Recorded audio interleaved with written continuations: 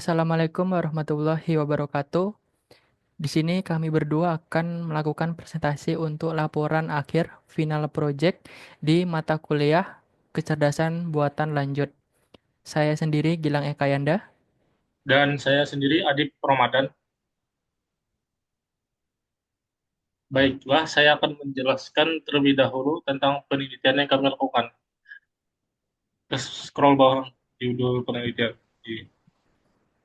Judul penelitian kami adalah klasifikasi tumor otak dengan deep learning, penerapan convolutional neural network dengan PyTorch. Latar belakangnya kami memilih penelitian ini yaitu tumor otak ini merupakan salah satu masalah kesehatan yang sangat serius dan memerlukan penanganan yang cepat serta akurat. Saat ini, proses identifikasi tumor sering dilakukan melalui analisis manual pada citra medis, yang sayangnya memakan waktu dan rentan terhadap kesalahan manusia. Untuk mengatasi masalah ini, solusi berbasis teknologi seperti machine learning menjadi sangat penting. Salah satu metode yang dapat diandalkan adalah CNN atau Convolutional Neural Network. Dalam penelitian ini, kami menggunakan metode CNN untuk mendeteksi keberadaan tumor otak secara otomatis berdasarkan data dalam format CSV dan citra MRI. Solusi ini diharapkan dapat mempercepat proses identifikasi dan meningkatkan akurasi diagnosis. Scroll bawah lang, ya, bagian deskripsi data. Dataset yang kami gunakan ini untuk penelitian ini adalah data CSV dan gambar MRI otak yang kami ambil dari website Kaggle dengan berbagai dimensi awal yang menunjukkan kondisi otak baik yang memiliki tumor maupun yang sehat. Kelas dalam dataset ini dibagi menjadi dua kategori, yaitu kelas 0 yang menunjukkan adanya tumor dan kelas 1 yang menunjukkan tidak adanya tumor. Scroll ke bawah, scroll lagi sampai tahap penelitian. Tahap penelitian, nah, atas tadi. Ya, pas ini. Lalu selanjutnya ini adalah tahap penelitiannya. Tahap penelitian yang kami lakukan untuk dataset ini dimulai dari pengumpulan data. Dataset ini diunduh dari Kaggle dalam format CSV dan gambar MRI. Kemudian data diproses menggunakan PyTorch dan dianalisis di Google Colab. Setelah itu akan dilakukan pre-processing data, lalu perancakan model dan pelatihan modelnya. Dan yang terakhir akan dilakukan evaluasi model untuk mengevaluasi performa model dengan menggunakan confusion matrix dan classification report untuk menampilkan matriks akurasi, precision, recall, dan F1 score. Scroll ke bawah, scroll lagi. Nah, scroll lagi sampai hasil dan analisis. Nah, ini. Lalu untuk hasil dari performa model ini, yang pertamanya adalah hasil confusion matrix-nya. Itu liatin confusion matrix-nya di Zoom. Nah, ya. Dari hasil matriks, model berhasil memprediksi dengan benar sebanyak 492 individu dengan tumor otak dan 411 individu sehat yang tidak memiliki tumor otak. Namun, terdapat beberapa kesalahan, yaitu 11 individu dengan tumor otak tetapi diprediksi sebagai sehat, dan 7 individu sehat yang diprediksi memiliki tumor otak. Secara keseluruhan, model menunjukkan performa yang sangat baik dengan jumlah memprediksi benar, mencapai 903 dari total 921 prediksi. Lalu, eh, scroll ke bawah lagi dong, yang classification reportnya. Nah, ya, gitu. Lalu pada hasil classification reportnya, akurasi model kami ini sudah mencapai 98%, menunjukkan bahwa model CNN mampu menangani tugas klasifikasi tumor otak ini dengan baik.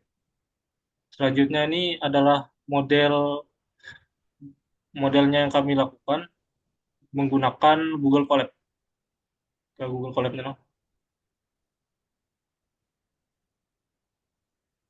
Nah, ini adalah model yang model CNN kami menggunakan Google Colab. Yang pertama-tama kami lakukan itu pada codingan pertama ini, yang drive.mount content drive itu digunakan untuk menghubungkan Google Drive ke Google Colab untuk mengakses data dan menyimpan file. Setelah itu, kami melakukan instalasi dan import library. Library yang diinstal ada dua, yaitu split folders dan torch summary untuk ringkasan model. Nah, masih belum lah. Scroll ke atas. Belum selesai. Nah, split folders ini digunakan untuk membagi dataset menjadi folder train dan validation. Lalu torch summary ini digunakan untuk menampilkan ringkasan arsitektur model PyTorch, termasuk jumlah parameter dan ukuran layernya. Setelah itu ada beberapa library yang diimport untuk pengolahan data dan pengembangan model CNN. Library-nya seperti NumPy, Pandas, Matplotlib, dan Seaborn digunakan untuk analisis data dan visualisasi. Lalu Torch dan Torch Vision untuk membantu membangun, melatih, dan memproses dataset, termasuk transformasi gambar dengan transform. Lalu Pil yang digunakan untuk memproses gambar. Split folders untuk membagi dataset ke dalam folder train dan validation. Setelah itu, evaluasi model dibantu oleh Scalor dengan metrik seperti confusion matrix dan TQDM menyediakan progress bar. Semua model ini mendukung pipeline deep learning menjadi efisien. Setelah itu, codingan selanjutnya, uh, bawah ya, ini. Setelah itu, codingan selanjutnya ini membaca file CSF yang ada di dalam folder drive dengan nama metadata.csf menggunakan library pandas dan menyimpannya dalam data frame labels underscore df. Lalu file path ini ditentukan di variabel file underscore path dan ditampilkan 5 baris pertama datanya. Pada tabel yang ditampilkan ini terlihat ada 5 kolom fitur, yaitu yang pertama adalah image yang berisikan nama file gambarnya. Lalu kedua adalah kelas dataset, yaitu brain tumor dan healthy. Ini cuma kelihatan yang tumornya, tapi selebihnya ada yang healthy-nya. Selanjutnya adalah format gambar, yang ada 3 formatnya, yaitu JPEG, PNG, dan TIFF. Setelah itu ada mode gambarnya, yang ada 2 mode, yaitu RGB dan grayscale atau L. Lalu yang terakhir adalah shape atau ukuran gambarnya, yang bermacam-macam ini. Lalu codingan selanjutnya, yang os.listdir ini, lalu codingan ini digunakan untuk menampilkan daftar file atau folder yang ingin diperiksa. Seperti yang terlihat di hasil outputnya, yaitu ada folder brain tumor dan healthy. Selanjutnya, codingan yang selanjutnya ini digunakan untuk membagi dataset tumor otak yang berada di direktori awal, yaitu direktori yang itu content drive brain tumor dataset. Lalu ini di direktori awal ini dibagi menjadi folder training dan validation menggunakan library split folder dengan rasio 80:20 atau 80% data training dan 20% data validation. Path atau tempat penyimpanan hasilnya ini disimpan di direktori bagian itu content drive, my drive, tugas AI lanjut, tugasku, lalu brain ya. Setelah itu setelah itu codingan selanjutnya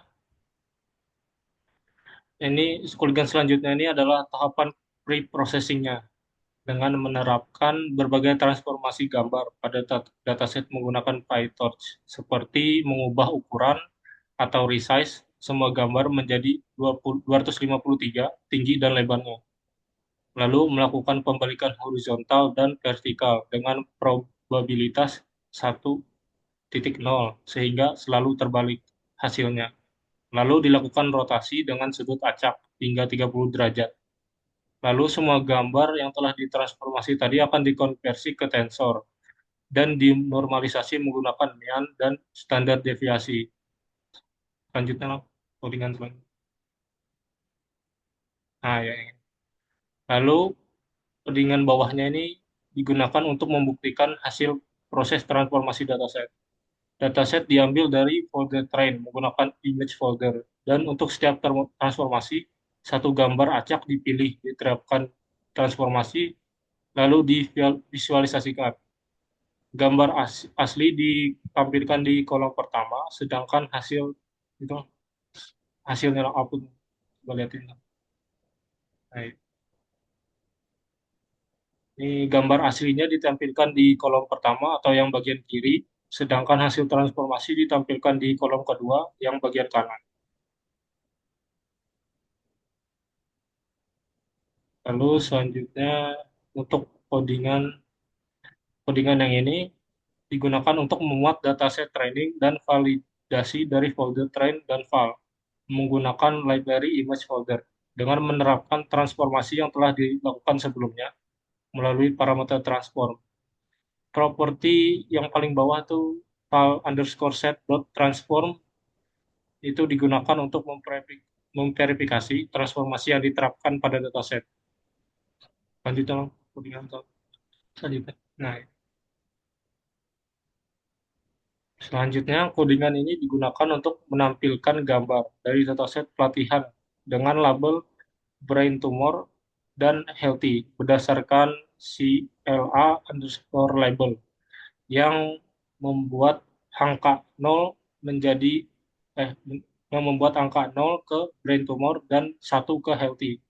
Sebanyak 16 gambar yang akan dipilih secara acak dari dataset, kemudian divisualisasikan menggunakan library matplotlib dengan setiap gambar diberi judul sesuai labelnya. Gambarnya ini dirubah dari format tensor ke numpy array untuk divisualisasikan. Gambarnya, tampilkan gambar. Berikut ini adalah hasil outputnya dengan judulnya yaitu brain image. Dan di bawahnya ini ada otak yang sehat atau healthy, ada juga otak yang memiliki tumor atau brain tumor. Lalu di bawahnya adalah lalu di bawahnya ini adalah indeks gambar yang dipilih, ditampilkan untuk melacak gambar yang digunakan dalam output. Seperti indeks 25075 ini, yang berarti gambar yang pertama tadi, tadi coba lihat gambar paling pertama. Nah, yang gambar yang pertama ini tampilkan tadi yaitu healthy. Diambil dari gambar ke 25075 di dalam folder data training. Baiklah, penjelasan selanjutnya akan dilanjutkan oleh teman saya Gilang. Baik, untuk codingan selanjutnya, di sini ada batch size.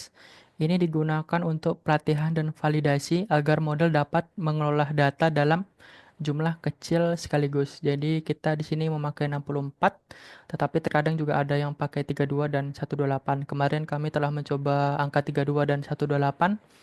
Hasilnya itu lebih buruk dari yang ini, jadi kami memutuskan untuk memakai yang 64. Di bawah sini ada trend loader, itu gunanya untuk loader untuk data yang dilatih, dan file strip loader ini untuk data validasi seperti itu. Lalu di bawahnya ini untuk menampilkan dimensi data. Di sini ada 64, 3, 256, lalu ada 256 juga. Yang 64 ini adalah batch size, 3 ini adalah eh, lapisan dari gambarnya yang RGB. Jadi RGB itu ada 3, lalu ada 256 dan 256 ini hasil dari yang pre-processing data di atas yang resize seperti itu. Baik, selanjutnya di sini ada fungsi def find conv 2D out shape. Ini bertujuan untuk menghitung dimensi output dari sebuah gambar. Yang di mana di sini kami memakai parameter win, yang di mana itu dimensi tingginya. Lalu ada conv itu adalah lapisan dari konvolusinya. Lalu ada pool sama dengan 2, yaitu berupa uh, ukuran polling yang untuk mengecilkan dimensi outputnya, seperti itu. Di sini kami memakai kernel Zeiss. Ini merupakan ukuran filter konvolusi, lalu ada straight. Ini langkah penggeseran filter, lalu ada padding conv. Ini sebuah penambahan pixel di sekitar tepi gambarnya. Seperti itu. Lalu ada dilatation, yaitu jarak antar elemen di dalam filter. Oke. Selanjutnya ada kelas CNN. Ini udah masuk ke dalam modelnya. Di sini kami ada parameter, yaitu ada shape in, yaitu dimensi input gambar, lalu ada initial filter, itu jumlah filter awal, lalu ada num fc1 itu jumlah neuron, lalu num class itu jumlah kelas yang tadi di mana itu kelasnya ada dua, ada eh, brain tumor dan healthy, lalu ada drop rate, ini digunakan untuk mengurangi overfitting seperti itu. Lalu di bawah ini kita memakai 4 lapisan. Lapisan yang pertama itu digunakan untuk menangkap fitur awal seperti warna. Lalu untuk lapisan kedua ini digunakan untuk menangkap pola yang kompleks seperti tekstur. Lalu di lapisan yang ketiga ini digunakan untuk menangkap pola yang lebih lebih tinggi, misalnya struktur. Lalu di pola yang keempat ini kita menangkap pola abstrak seperti tumor, seperti itu. Oke, yang selanjutnya di bawah sini kita ada fungsi depth forward, yang dimana fungsi ini menentukan bagaimana data melewati lapisan-lapisan data di model, yang model tadi ya. Di sini ada relu, lalu menggunakan maxpol 2D, ini gunanya untuk mengecilkan dimensi. Lalu yang view itu digunakan untuk mengubah data di Flattern menjadi vektor satu dimensi. Seperti itu. Oke, baik, lanjut ke codingan selanjutnya. Di sini ada params model. Lalu ini seperti di atas ini ya. Ini digunakan untuk parameter. Lalu di sini ada dimensi gambar. Lalu ada initial filter. Lalu ada num fc11, ini adalah jumlah neuron. Neuron yang tadi ada di sini. Oke, seperti itu. Lalu ada drop out rate yang tadi untuk mengurangi overfitting. Lalu ada 6 class, kita ada dua. Lalu di sini ada kode CNN. Ini untuk memindahkan model model CNN tumor itu ke dalam perangkat. Lalu di sini kita mendeteksi apakah ada CUDA atau enggak. CUDA ini akselerator hardware perangkat khusus yang ada di GPU Nvidia. Kalau misalnya ada, kita memakai CUDA. Kalau nggak ada, kita memakai CPU biasa. Kalau kita pakai CUDA tuh biasanya lebih cepat seperti itu. Lalu akan mengalihkan ke model. Lalu di bawahnya ini ada detail lapisan. Lapisan yang pertama ini kita mendapatkan 224. Ini kita dapat dari mana? Jadi itu kita dapat dari kernel Zeiss itu 3x3, lalu ada input channel itu 3, ada RGB, lalu output channel 8, lalu ada satunya lagi itu bias. Bias itu mengikuti output channel. Jadi kalau output channelnya 8, biasanya itu juga 8. Jadi perhitungannya 3 dikali 3 dikali 3 dikali 8 ditambah 8. Seperti itu. Hasilnya akan 224. Seperti itu. Jadi total paramnya ini ada 1.279.230.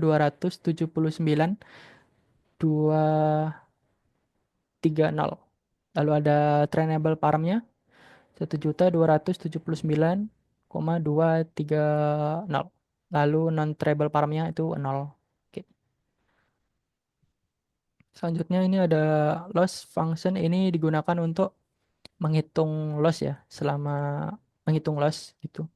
Lalu ada OPT sama dengan OPT Adam, ini optimizer. Kita di sini pakai optimizernya Adam. Lalu kita menggunakan learning rate-nya itu 3E minus 4, atau itu biasanya kalau dijadiin angka itu 0,0003. Lalu di sini ada LR scheduler, reduce LR ONP Plateau. Nah, di dalam ini kita itu ada vektor 0,5.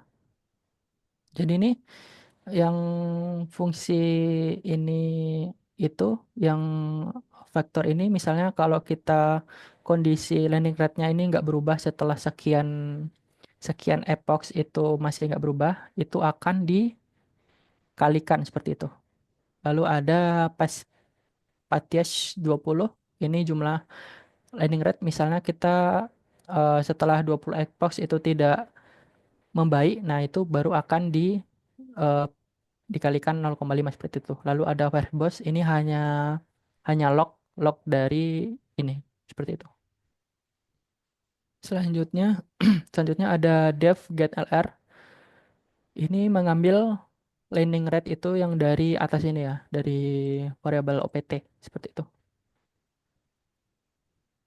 Lalu ada fungs- fungsi dev loss base, ini digunakan untuk menghitung loss dan metrik untuk satu base data. Lalu ada devlogs epoch masih sama, yaitu menghitung total loss dan metrik untuk seluruh data dalam satu epoch, dalam satu putaran. Lalu ada devtrain, yaitu fungsinya untuk melatih model dan memvalidasi performa pada model dan menyimpan bobot model dengan performa yang paling baik selama pelatihan seperti itu. Oke, langsung aja ke bawah.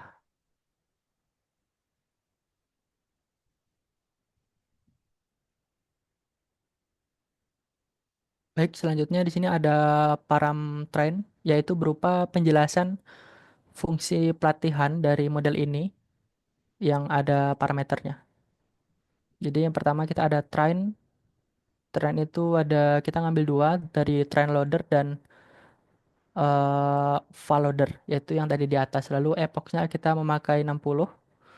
Lalu optimizernya kita masih sama kayak seperti tadi, memakai Adam. Lalu landing rate-nya itu 3E-4. Lalu yang LR change ini probability, misalnya ininya enggak membaik, itu akan berubah seperti itu. Di sini ada weight pad. Ini digunakan untuk menyimpan bobot model terbaik selama pelatihan. Jadi hubungannya yang tadi itu sama di atas. Lalu ada CNN model. Nah, ini untuk memanggil fungsi pelatihannya. Jadi modelnya itu akan dipanggil dan dilatih di sini. Kami menjalankannya selama 33 menit menggunakan GPU CUDA bawaan dari Google Colab dan itu berhasil 60 epoch seperti itu. Lalu selanjutnya, baik di sini untuk kode selanjutnya kami menampilkan interpretasi hasil. Di sini ada epoch, di mana epoch itu merupakan variabel yang menyimpan jumlah total epoch selama pelatihan. Jadi kita tuh tadi kan ngelatih 60 epoch, jadi akan disimpan di sini seperti itu. Lalu ada fig,ax, ini adalah sebuah perintah untuk membuat kanvas grafik seperti itu. Lalu di bawahnya itu ada kode untuk membuat grafik perubahan loss seperti itu. Di sini ada SNS line, ini merupakan library dari Cbron. Lalu ada X, ini adalah sumbu X untuk epoch 1 hingga 60. Jadi akan ditampilkan seperti ini, 1 sampai 60. Lalu yang Y-nya ini adalah sumbu loss selama pelatihan untuk data training. Yang di bawahnya untuk data validation atau data test. Lalu ada label. Label ini ya hanya sebuah huruf yang menampilkan seperti ini. Yang di bawahnya juga sama seperti ini.